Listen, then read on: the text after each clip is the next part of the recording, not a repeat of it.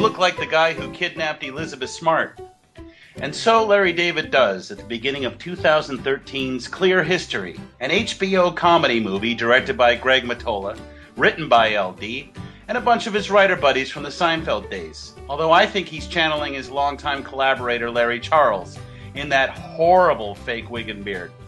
Clear History is about a guy who destroys his future. That's the thing I think we forget about Larry David.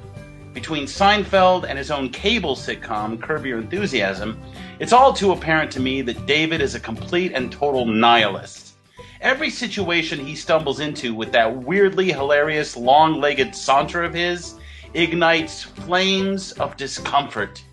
He is a lanky, bald, Jewish, wealthy, walking combustible.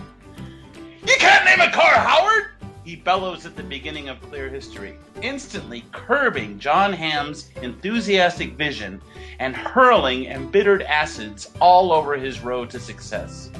Why, Larry? Why can't an electric smart car be called the Howard? Who are you to say? Just because you are Larry David, pretending to be a marketing genius named Nathan Flom in this movie? A Chicago-obsessed, the band, not the city, narcissist who's wearing a ridiculous fake beard and wig and cannot stop confronting Ham's son's nanny about why she only washes her hair once a week? That's a terrible reason. Who cares about the nanny's hair? Why are you pointing that out? It isn't about the fucking hair on the nanny's head, is it? Didn't you get the memo? Howard is the name of Jon Hamm's little son, who you totally disregarded and did not find cute. Not only that, you gave Jon Hamm zero credit for being a single father. You, sir, are a menace to all things, and you must be stopped. Well, Larry David, may we pray, will never be stopped. I mean, when is Larry David anyone but Larry David? Word is he's even developing a Broadway play about a, quote, Larry David-like character, that's an actual quote, no news there, who awkwardly ruins a funeral and wake. I've never seen a show on Broadway. I fucking hate going to theater, but that is one I'd fight to not miss. Clear History is chock full of fantastic cameos, including Curb veteran J.B. Smoove and Seinfeld Curb stalwart Philip Baker Hall. Michael Keaton, especially, is the most exciting character happening here, besides Larry. As Stumpo, the building-blasting longshoreman, Keaton looks like he walked off the face of a Gorton's frozen seafood box and is as gloriously unhinged as ever. I seriously hope that his upcoming Birdman film places him back on top as a leading comic presence in movies. But the real reason to watch this is just to watch Larry David be that pain-in-the-ass Larry David. The man has no range as an actor, which is part of his endlessly disagreeable charm, and this movie may as well be an extended episode of Curb Your Enthusiasm, but not nearly as triumphant, like at all. Just go back to the porn party episode of Curb from season 1 to affirm my suspicions that LD might have suffered a slight comedy stroke with Clear History. I'm hardly reducing him to an Albert Brooks, but so much fame and wealth and success can make you, dare I say, less funny. And like Brooks, who I used to consider the funniest filmmaker alive, Larry has reduced his output considerably over the years. One can only hope he bounds back big time with a project truly worthy of his mad genius, like his TV shows were. Otherwise, I'm still going to have to work on embracing cinematic LD. Who's going to rate me? I'm an ugly old man. I do love Larry David a lot, sometimes voraciously. He truly is one of my comedy gods. Grateful to him for so many laughs over the years. I get him. I identify with him. Are you fucking kidding me? I find myself constantly ensnared in what my wife calls Larry David moments, because I too have little patience for bullshit. Often tend to see right through people, often am misanthropic, often feel put upon, often can't let people slide on their stupidity, often losing friends who can't hack me, often want to blow shit up socially, and am more than often always sticking my foot in my mouth. Alas, Clear History isn't nearly as fun as all that. In fact, in the end, I wound up pretty let down by it. It is all over the place, and I don't understand why we needed the Liev Schreiber character. It just felt like Larry. It just felt like Larry cashing in on a bunch of favors. I mean, who says no to this man? Nobody. And so they shouldn't. He deserves everything. But we can do better, Larry. We can do better. Our host, Tom Detloff, admitted to me in text that he finds this film to be a comic masterpiece that he's seen over 10 times. Wow. Fair enough, T. Show me that movie. For now, I think once is enough for me. No good? Listen, I agree with you about everything you said about Larry David. You're totally right on, dude. I am with you 100%. But this movie's really, really, really funny. I mean, to me, and I'm probably going to get rocks and stones thrown at me here, I am putting this up there with Airplane. I think it's so fucking funny. I mean, Max, you think that this movie's all over the place and kind of lazy. Here's the thing about the genius of this guy's writing here is that every character, no matter how minor, they all have an arc. Like, they have a beginning, a middle, and an end. I mean, most movies would kill to have even just one or two minor characters have something like that. It seems that every single character in this movie has something of a beginning, something of a middle, and something of an end, and it's absolutely genius. I think he's a brilliant writer. I think this is an amazing comedy, and I can't get enough of it. And I certainly can't get enough of Liev Schreiber in those sweaters. Oh, Schreiber was my favorite character in that film. I mean, he's completely hilarious. Every scene in this movie is funny. It's genius, Max. And you come in here and you knock it? I give this to you and you're knocking it. It's like here. It's like I'm giving you like my 6-month-old to watch overnight. Hey, Max, look at this nice little beautiful thing here. Can you watch him or her for me, please? Well, Tom, let me ask you. Then the next day you're like, why the fuck did you give me this terror? Well, yeah, because it shits all over the place. It doesn't fucking care. It does whatever it wants. It's undisciplined. It needs to learn how to shit in the diaper and not shit all over the room. But it's not undisciplined. There's layers there. Like I said, every character in the movie, they all have somewhere to go. Dude, I'm not saying there aren't layers, but come on, this thing wears out its welcome. The first half hour, I was dying. And then all of a sudden, I'm like, geez. Like, once he became Raleigh, I was just like, where are we? Is he an assistant to a crazy old lady? The pickles? It's still entertaining, Tom. Don't get me wrong. It's still entertaining. Okay. I stuck it out. It's like, it never. Oh, well, thank you. No, but it never took. I never took my eyes off it. I never looked at to text you, I looked at my phone. But it kept me engaged. It just was like, wow. I mean, considering that this man is one of the funniest people in the history of the human race, it's just such an odd story. I hear you. I think the one thing that might, where it kind of fails a little bit is that, and I think you kind of touch upon this, is that the minor character, the celebrities that are popping in on these things might kind of seem to be walking, just doing a walkthrough for the sake of working with Larry David. Maybe a little bit lazy. Not all of them. I mean, listen, Michael Keaton is doing he's honest to God doing some acting here. Well, when isn't Michael Keaton doing something special?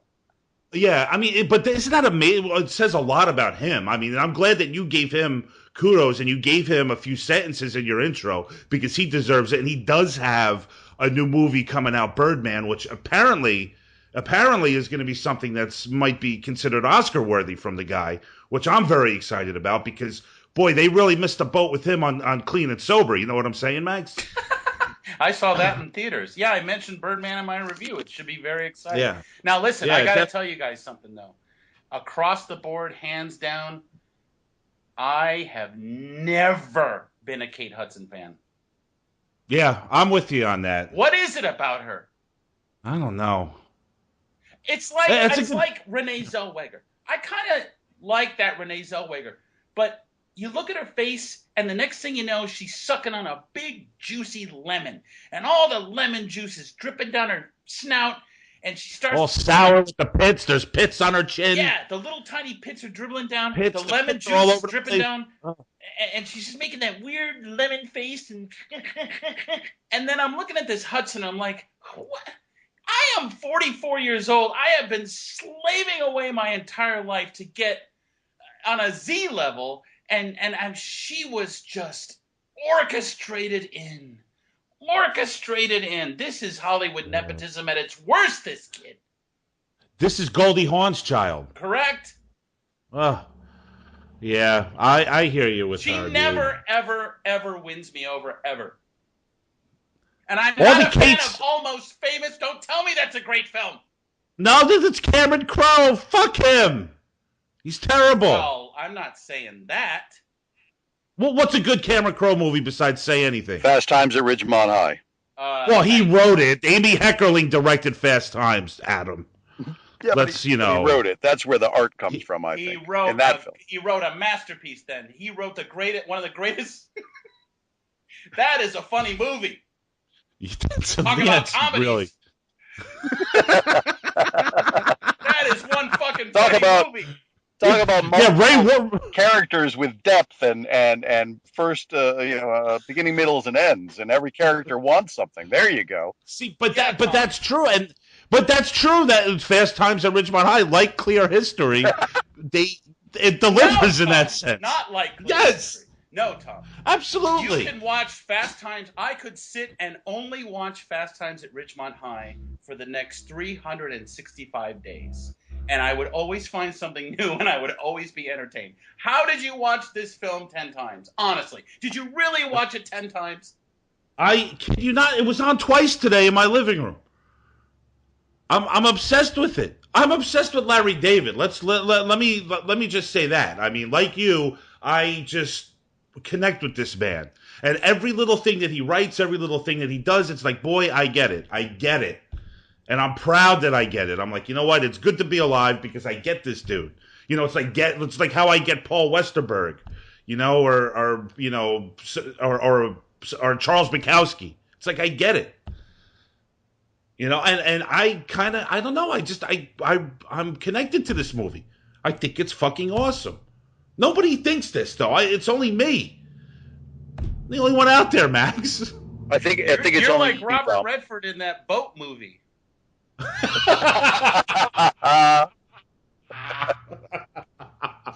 Well, here's the thing, and I'm going to bring Dave Pace in here because we haven't heard from him yet.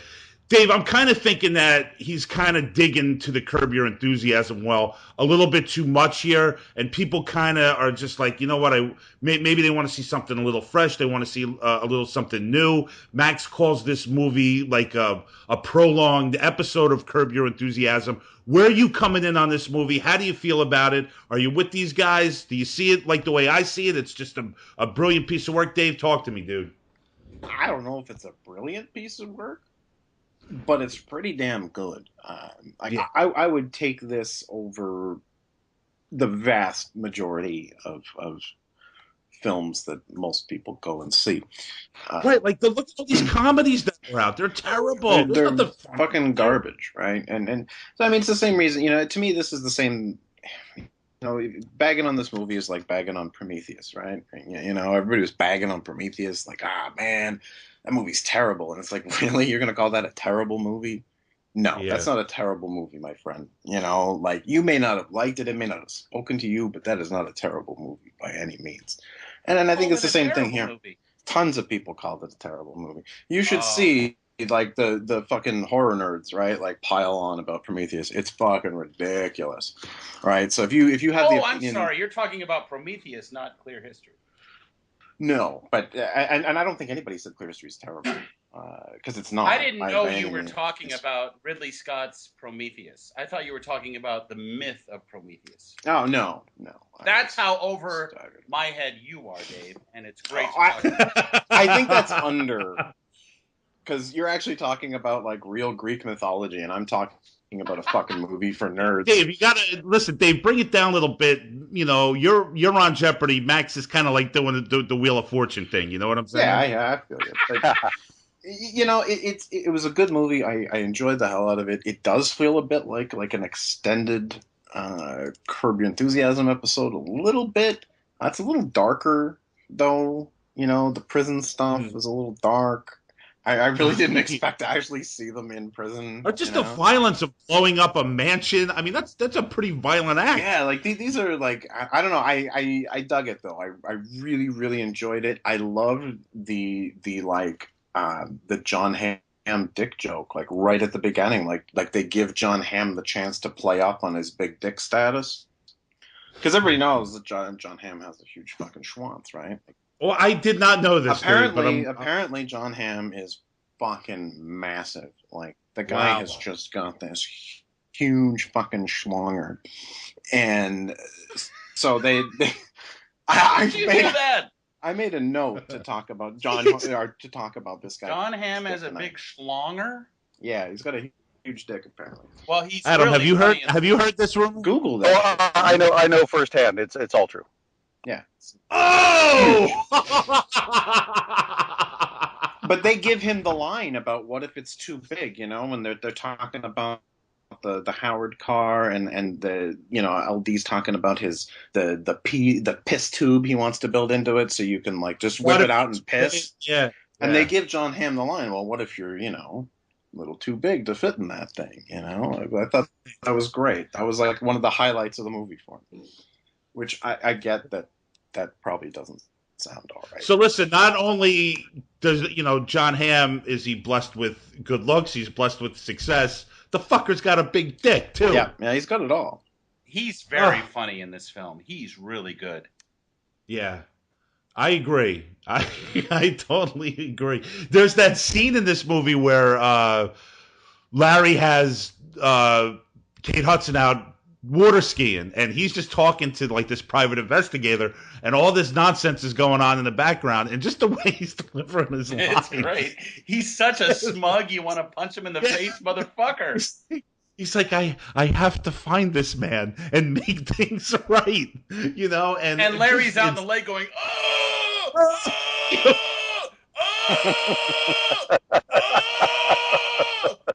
oh, oh.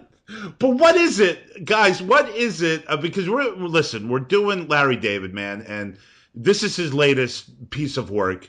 We're going to go back and talk about Sour Grapes on the next episode, which is a movie he wrote and directed in '98. He doesn't really act in. He has a small scene in it. And we're also going to talk about his work with Woody Allen. Finally, Woody Allen is coming to the Cutting Room Movie Podcast in the form of Larry David.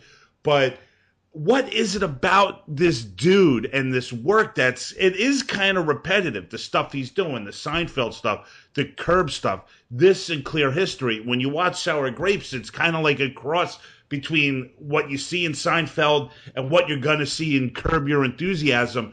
There's a formula here that's working. There's something about him that I think we're all relating to. What is it? What do you think it is that's just making us repeat offenders with this guy? Can I throw my hat in here, Tom? Please. So Adam and I had the unbelievable honor of sitting in the front row for a presentation at the Grammy Museum Monday night. We were 3 feet away inhaling the cigarette vapors from Harry Dean Stanton. Now, Harry Dean is a guy who gave, I think, one of the best pieces of advice for any actor out there. And it's something that I have employed, I would say, within the past 10 years. What is that, Adam? What did Harry say? Oh, my God. He said, play yourself. So Larry David is a guy playing himself in the best possible way. And this is why he cuts through and reaches us, because no matter how many wigs you put on this guy, no matter how many beards you glue on his face, no matter how many names you change with him, he's always himself. And he is an awesome, awesome fucking personality. He is like everything we want to say and do in life that we can't do, he's doing it for us. He is a rebel in many ways, man. Agreed. I mean, listen, here's the thing. I mean, what's really, and I was thinking about this watching some Seinfeld and watching a little bit of Curb in preparation for the show and watching these films. Listen, he's getting away with some real risque stuff.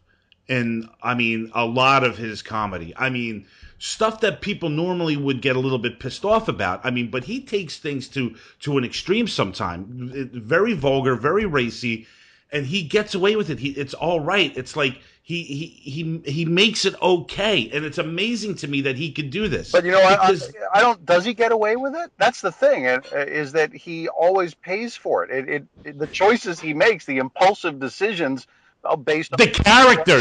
No, Adam. The character does. Right, the character. Are you talking about, or are you talking about Larry himself? I'm talking about his characters, that part of the character that he portrays never gets away with it. Yeah, I'm. Listen, I'm talking a step further. I'm talking about the guy that's really writing this stuff here. A guy that's putting this art out there. Sure. That's vulgar and racy. That's very suggestive. I mean, there's some things here that. Yeah, it's like Quentin Tarantino almost, like how he gets away with using certain terminology. Larry David does the exact same thing and gets away with it. Well, it's because he created that expectation, though, right? Like his work in Curb and Seinfeld and all that created the expectation that this is a guy, that is either a violator of social norms or a manipulator of social norms, right? Like this is a guy who looks at who looks at the absurd, and it is absurd, like it is totally absurd, this absurd Byzantine set of social customs and rules, and either looks for ways to like stick his dick in them or ways to try and manipulate it to his advantage that fail. Right? And fails spectacularly. But he thinks he's a genius. He thinks like, I've figured out the shortcut, like I know how to do this. I can make this work for me. And I think that's part of it, is that he's not mean-spirited. You don't get like I never feel cruelty from him. I never feel like he's trying to really be a mean person. He's just fucking hopelessly self-absorbed, and completely interested in fucking with social norms and thinking and not really understanding that like they're not to be fucked with. And the thing is why aren't they to be fucked with? They're absurd. And so by fucking with them, he's showing everybody that it's crazy. Some of this stuff is totally nuts. Right. Hey Tom, do you think that he gets away, that LD, the writer, the director, the artist, gets away with it because the LD version of himself, the character that he portrays, doesn't get away with it? That there's some sort of like satisfaction that this self-absorbed, selfish, greedy bastard that does all these ridiculous things gets his comeuppance. Does that sort of, I get, to the viewer, to the people who are watching it, I guess that would make total sense. That, even though they know that he's writing this, you're somehow thinking that this is really who he is. Right. And he plays the brilliance exactly. He plays himself, essentially. The brilliance of Curb is that it's scriptless, so it's improvised. So it seems like you're almost it definitely has a documentary feel to it. I mean, there's no doubt about that. I mean, you're actually there on the streets of Los Angeles, in these restaurants, in these people's homes. You always get that feeling with Curb. This is one of the many brilliant things about that show, So you definitely, as a viewer, you have this connection with Larry, the character, that he's this is really him. Right? And this is all brilliant. I mean, this is Max. Now this is all layered. I mean, it's insane. The guy's a real smart guy. And he changed, Adam, the whole way television was going to work over the last 20 years, especially comedically. I mean, when I went back and I pulled some old Seinfeld DVDs out. I didn't even know I had them. I found like season 5 of Seinfeld, and I'm like watching these shows, and I'm watching some of the behind the scenes stuff, and it really it made me realize that before this show came along, there weren't. I mean, like, there weren't real shows that were talking, blatantly about masturbation, about race, about all kinds of stuff. And they do it in such a fluffy, cartoonish way, too, which is brilliant on Seinfeld because they're on network television. But it completely revolutionized what we were going to see over the next 20, 30 years. Well, Tom, you're right about that. But I still don't get the obsession with this particular film. Oh, that's funny. Tom, what is your deal, man? Like maybe I just miss him. Maybe I'm missing him. I think it's more of an emotional connection to Larry than it is the actual film script. I mean, it's like the wool was pulled over your eyes, my friend. No, come on. Come on, Larry could put out anything, and you'll just start to vibrate. That's true. And like, maybe I'm just watching this movie like while I'm waiting for maybe 10 more episodes of Curb to come out, which will never happen. Let me ask you this, Tom. Let me ask you this. Do you spend, besides working, besides going to the bar, do you spend most of your life just watching other people's works? Max, let me ask you a question. Besides working and besides drinking wine, do you spend most of your time watching other people's works? No, I don't. Okay. What the fuck is that? You're going to turn the fucking question on to me? I'm flipping that shit, dude. You're flipping that shit? I'm trying to flip it anyway. I failed. You failed shit got miserably, Tom. You failed miserably. I am a completely productive citizen. What are you saying, that I'm unproductive? I carve out a time for myself to watch stuff. I don't sit around watching. I've got my own shit I've got to do, which I'm doing. That's what I'm asking you. Because you know what? Because, I remember a month and a half ago, we kind of had a little text exchange. And I'm like, hey, like we were sparking on something like, hey, man, why don't you write about your life in the pizza parlor and maybe I'll draw a couple of panels for you. What happened, right. Tom? What happened with that? I got busy. You don't want to know what happened. You got busy doing what? Drinking and hanging out with Nomad Irish?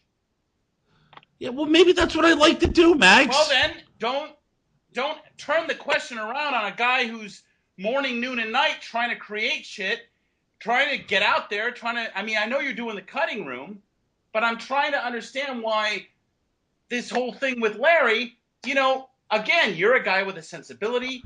You're a guy who has a vision. I think, we keep talking about Bukowski. You keep bringing up Bukowski. What did he do all day? He wrote about it. I'm tired of this conversation, Max. So you give me the same. So the point is, you don't want to do anything.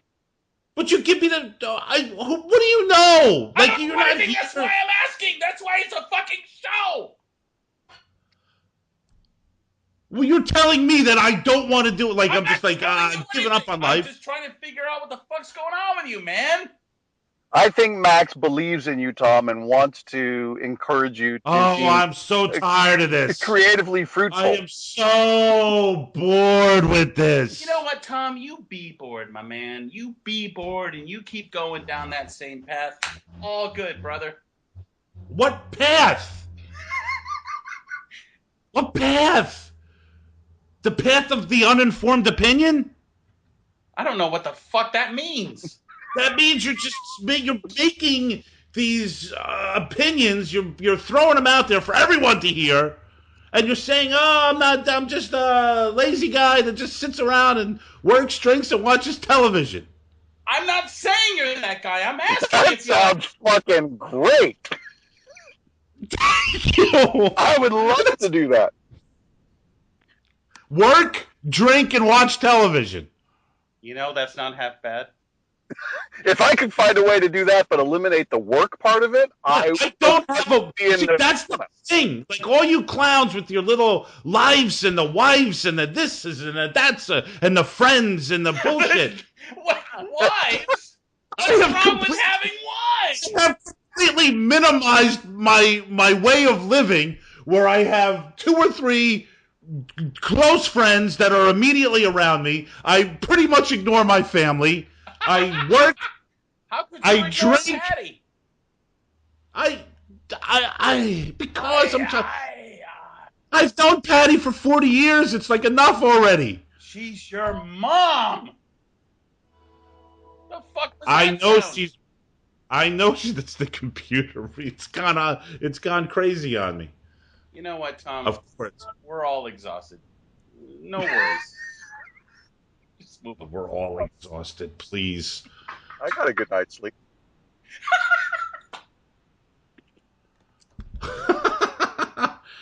Dave, don't you think that Max like constantly beats on this, like all the time with me? Like it's every single time. He'll bring it up later. It's not over. No, it's not over. It's gonna come back later. Like I swear, like in 45 minutes, he will go. He'll get in there again. Yeah, probably. But you know what it comes down to, I think, with this whole situation, is that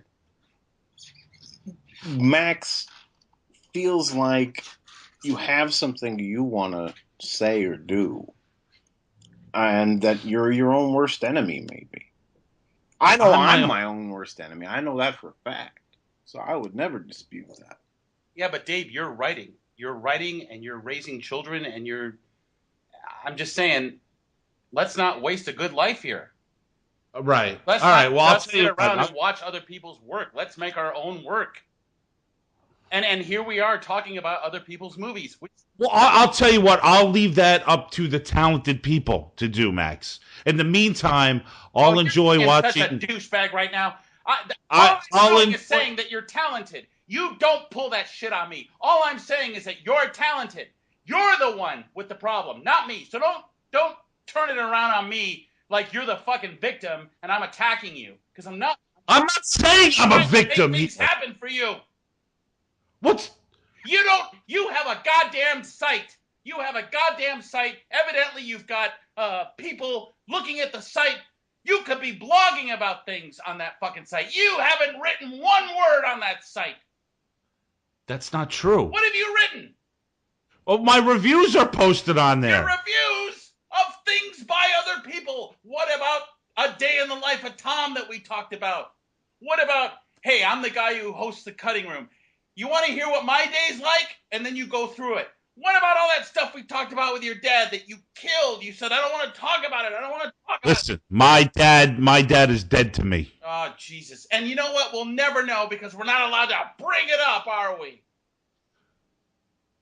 Well, you could bring it up, but it's a constant bring up all the time. Because I'm interested!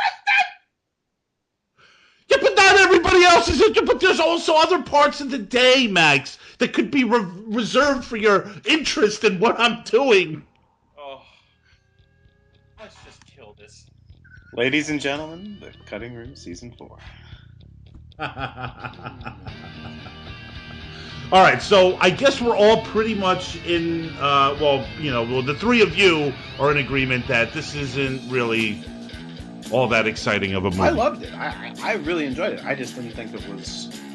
All right, well, listen, I'm going to do something right here that I think everybody would probably agree with. The Cutting Room Movie Podcast is brought to you by Christiana Productions and New Media Limited. The show is edited and co-produced by Joseph Schreck and produced by Thomas Detloff and Joe Christiana. You can like us on Facebook at The Cutting Room Movie Podcast and follow me on Twitter, Thomas Detloff, at TCRM Podcast. You could also check out Joe's film work at ChristianaProductions.com. Check out Max Cook's new blog. Oh, he's a blogger now, everyone. He's blogging. He's blogging to the world. He's giving the world Max. Here you go, people. Here I am. I'm being productive. I got a fucking blog. I got a blog. Wow. I'm from Los Angeles and I got a fucking blog. Wow. All right.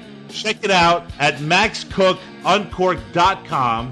And you can also check out Max and Adam's Bowler Hat Productions and their Mimosa podcast show at maxcookandthecounselor.com. Dave Pace is now a contributing writer at Rue Morgue magazine. Look for his work over there and check out his blog on horror media politics.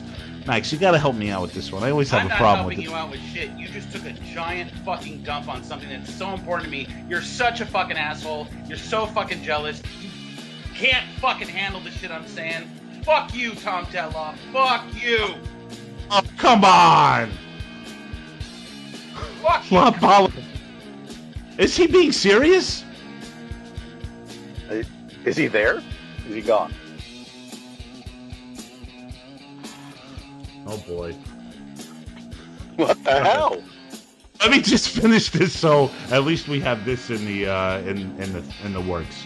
The music by The Cutting Room is done by the Zillatones. Check them out at www.thezillatones.com or search for the Zillatones at ReverbNation.com. We'll be back next week. We're going to be talking more Larry David, sour grapes, and whatever works is on the table. Sour grapes, exactly. Sour grapes, Detloff. This is war, you fuck. Yeah, it's war. Yeah, I'll tell you what, I'm ready for war, pal. I'm ready. Come on, bitch. I'm ready. I'm ready. Go, motherfucker. I am ready. Until then, we are over, and we are out. Ciao.